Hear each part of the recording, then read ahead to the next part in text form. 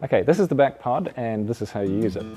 So you need a floor and start off with 3 pillows. And we need Katha. Could you come and lie, please? Thank you. Okay.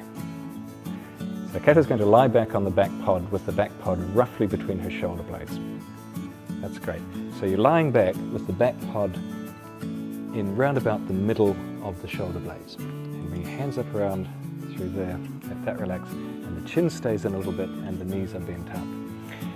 Now, Katha's upper body is now lying on the Backpod and stretching out the spine in the opposite direction from all the forward bending that takes place during the day. Start off with 3 pillows because that spine can be really tight and too painful to put much leverage on to start with. So start off with 3 pillows, then we'll take out 1 pillow, and that lets you drop back more on the Backpod so it's doing a stronger stretch. If that's okay, then we take out 2 pillows, and we're getting down to 1 pillow, and it may take 2 or 3 weeks for things to loosen up enough to get to no pillows at all.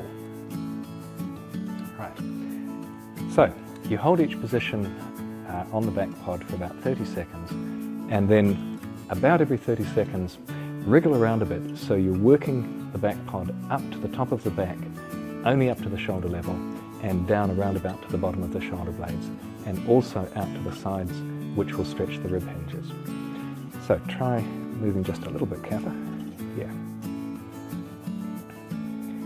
Yes, and remember the chin stays held in, the elbows relax so that it's stretching the pectoralis muscles around here, and you're getting a complete stretch for all the elements which have otherwise been flexed and curved over your working day.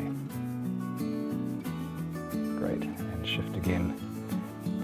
And work the Backpod over the whole area as a lever really to loosen off all the tightened structures. And just relax into it as best you can. So take several minutes every evening, and it may take a few weeks before things have loosened off enough not to have any soreness on this at all.